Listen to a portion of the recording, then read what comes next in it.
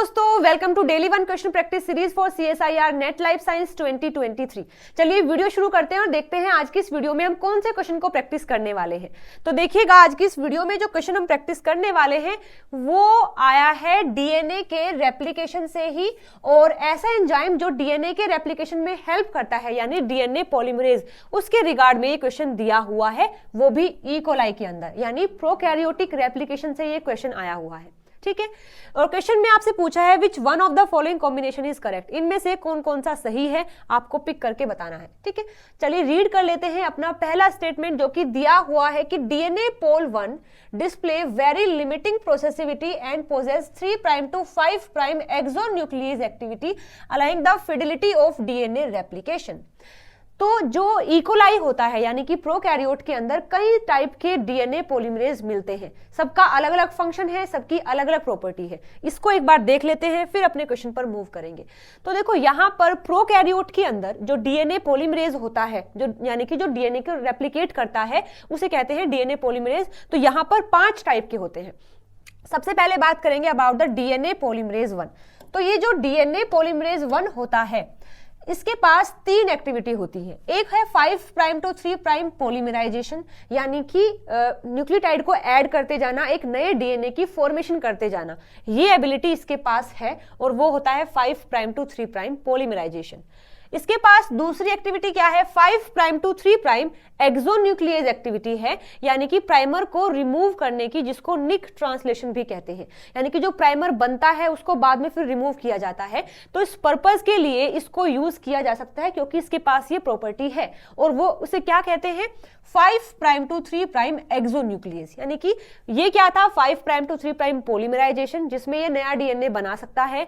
5' to 3' exonuclease का मतलब है कि वो प्राइमर को रिमूव करेगा या फिर निक ट्रांसलेशन करेगा। और थर्ड प्रॉपर्टी इसके पास होती है 3' to 5' एक्सोन्यूक्लियस, जिसमें ये करता है प्रूफ रीडिंग, यानी कि पीछे हटकर देखता है कि जो मैंने अभी तक ऐड किया है उसमें कोई गलत तो ऐड नहीं हो गया है। ठीक है, तो ये कर सकता है 3' 5' एक्सोन्यूक्लियस में। तो ये तीनों ही एक्टिविटी होती है डीएनए पॉलीमरेज 1 के पास।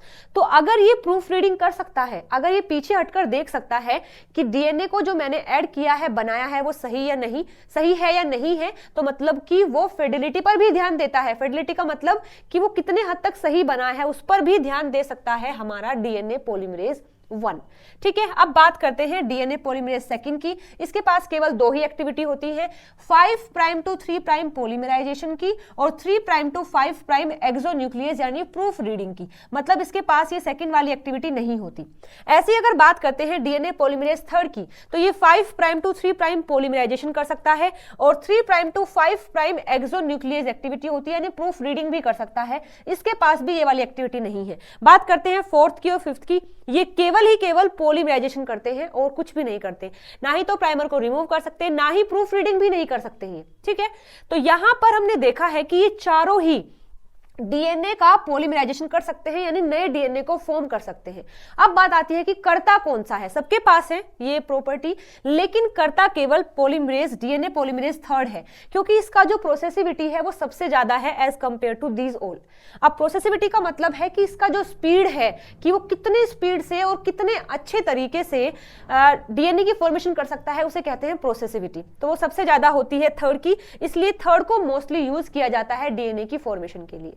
तो अभी सारी बातें हमने जान ली हैं। अब हम बात करते हैं अपने फर्स्ट स्टेटमेंट की, जो कि कहा है कि डीएनए पोल 1 जो है उसके पास लिमिटेड प्रोसेसिविटी होती है। बिल्कुल सही बात है, उसका स्पीड ज्यादा नहीं है, हालांकि वो फॉर्म तो कर सकता है लेकिन स्पीडली फॉर्म नहीं कर सकता, उसके पास लिमिटेड होता है प्रोसेसिविटी, और वो पोजेस करता है 3' to 5' एक्सोन्यूक्लियस एक्टिविटी, जिसके कारण वो डीएनए के रेप्लिकेशन की फिडिलिटी को भी इंक्रीज करता है। तो ये बात बिल्कुल सही है, जो हमारा फर्स्ट स्टेटमेंट है वो बिल्कुल सही है। अभी हम पढ़ के आए हैं। अच्छा, तो बी में लिखा है डीएनए पोल 3 जो होता है सुटेबल है लीडिंग स्ट्रैंड के लिए, मतलब कि हमें पता है ना, दो स्ट्रैंड होते हैं, लीडिंग स्ट्रैंड और लैगिंग। तो उसमें लिखा है कि जो डीएनए पोल थर्ड है वो किस चीज के लिए सुटेबल है, लीडिंग स्ट्रैंड के लिए सुटेबल है। क्यों? क्योंकि उसकी हाई प्रोसेसिविटी होती है and 5 prime to 3 prime exonuclease activity भी उसके पास होती है, जिससे वो रिमूव कर सकता है इनकरेक्ट न्यूक्लियोटाइड को। तो क्या उसके पास 5 प्राइम टू 3 प्राइम एक्सोन्यूक्लियेज होता है? नहीं होता है। अभी हमने पढ़ा है ना कि उसके पास 3 प्राइम टू 5 एक्सोन्यूक्लियेज है, 5 प्राइम टू 3 नहीं है। तो ये स्टेटमेंट इस वजह से गलत हो जाएगा। ठीक है। सी में लिखा है कि जो डीएनए पोल 1 होता है उसके पास 5 prime to 3 prime exonuclease activity भी होती है, जो रिमूव कर सकता है आरएनए के प्राइमर को, वाइल 5 प्राइम टू 3 प्राइम भी होता है जिससे कि वो जिससे कि वो क्या कर सकता है, गैप को फिल भी कर सकता है। ये बिल्कुल सही बात है कि मान के चलो ये डीएनए है और यहां पर ऐसे प्राइमर बना हुआ है, तो सबसे पहले वो इनको रिमूव भी कर सकता है और फिर रिमूव करने के बाद जो यहाँ पर गैप बचता है अपनी 5 प्राइम टू 3 प्राइम एक्टिविटी की हेल्प से वो यहाँ पर इस गैप को फिल भी कर सकता है। तो ये बात बिल्कुल सही है, इसके पास दोनों ही एक्टिविटी होती है। डी में लिखा है कि डीएनए पोल थर्ड जो होता है वो लैगिंग स्ट्रैंड के लिए सुटेबल है, और क्योंकि इसकी लो प्रोसेसिविटी है, तो ये बिल्कुल गलत है। डीएनए पोल थर्ड की जो प्रोसेसिविटी है वो लो नहीं होती है और उसके पास 5 prime to 3 prime exonuclease activity भी नहीं होती है। तो हमारा डी भी गलत हो जाएगा, बी भी गलत हो जाएगा, ए और सी सही है, यानी कि जो फोर्थ स्टेटमेंट है will be the right answer for this question. तो क्वेश्चन हमने सोल्व कर लिया है। अगर अभी भी कोई डाउट है तो आप कमेंट करके मुझसे पूछ सकते हैं। वीडियो अगर पसंद आई है तो लाइक शेयर सब्सक्राइब जरूर से कर देना। Thank you.